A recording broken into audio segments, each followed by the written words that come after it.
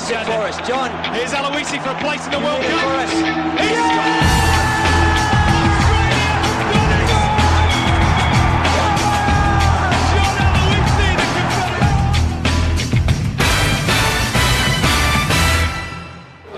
Hi, welcome to Let's Talk Football. Today we're at the home of Armadale Soccer Club. Up next I will be talking to club president Bill Easton and coach Brad Hassel. We'll soon be talking to goalkeeper Cyril Sharrock. So, let's talk football. Aloisi for us, John. Here's Aloisi for a place in the World Cup. For us.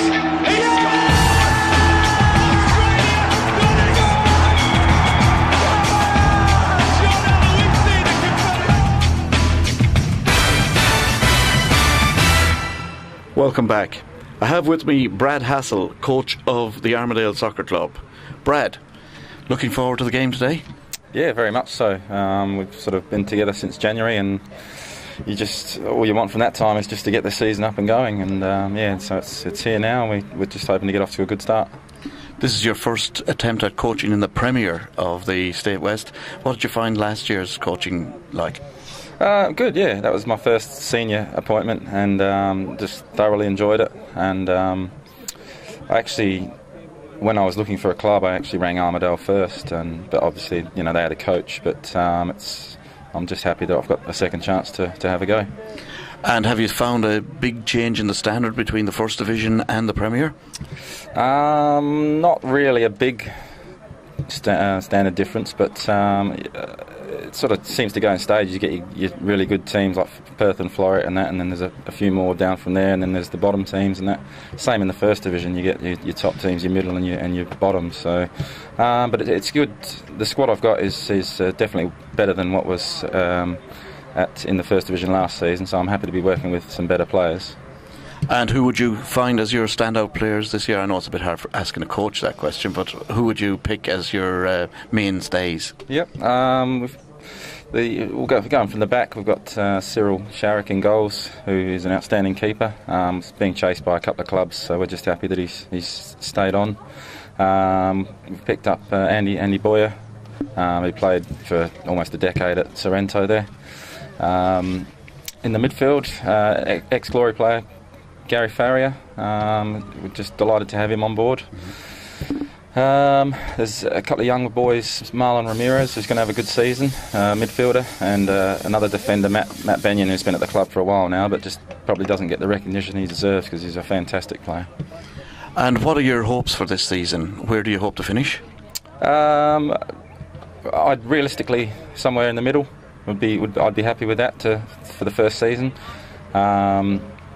Looking to improve on last season. I think we've got some better players on board, and the way we're sort of trying to structure it, we'd be happy with a sort of a mid-table finish, I'd say. And how do you find the change from actual playing to coaching? How big a changeover was it for you? It's something I've been thinking about for a while now. Probably since I remember the '98 World Cup. I was about 24, and I just started writing things down and just kept going and going. I just thought, this is probably something I want to do, and I just felt the time was right at the end of the couple of seasons ago to start getting into it, and I just really enjoy it now. Yeah. I was just going to ask, which would you prefer, actual coaching or playing? I have to say I'm happier coaching than playing. I mean, I'm only 33, so I could continue playing if I wanted to, but I'm just really throwing all my efforts and my commitment towards the coaching side of things, and I think it's something I want to do long term. Actually, that was going to be my next question, because you are only 33. Any chance of you, like Bobby, pulling on the boots later on in the season? No. I did it. I had about 3 games for Morley last season and just sort of filled in when other important players were missing, so we say, and I just don't have the drive anymore to want to go and be a player anymore, and I just think it's unfair that I go out there and not give 100% when other players will. But no, I'm definitely not going to be playing this season. I've got either playing for the amateurs down here, or I'll have a run with the vets or something this season. So, but no, I'll stay on the sidelines. So you're still going to keep fit? It might not show, but I'm trying to, yes. No, you're still looking quite fit. Today's game, where do you see the danger coming from? I don't know too much about Inglewood. I know they're going with a few more youngsters this season than last season. They've lost some good players and that.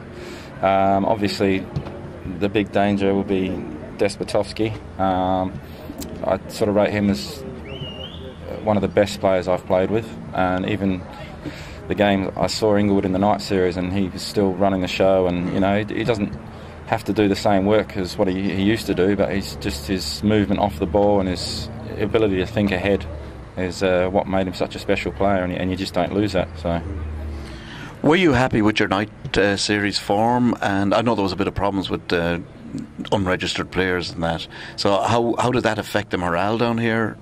Not at all. We just went out and tried to win every game, or just do our best in every game and work on our fitness and things like that. The results weren't too important because we after the first game we thought, all right, we're not going to get into the semis. Let's just go out and get our fitness up and try and get our formation right and work on the team things we're trying to do. So the results weren't too important. But in saying that, we only lost that first game, and the rest, we either drew or won. So I was very pleased with the way things turned out in the night series. So what's the team spirit like down here? Fantastic, yeah. It was a few things happened at the end of last season, and a little bit of off-field stuff that seems to have disappeared, and it's just, that's the part of the thing that I try to bring is that you come down, people work full time, just come down to training, enjoy yourselves, stay for a beer.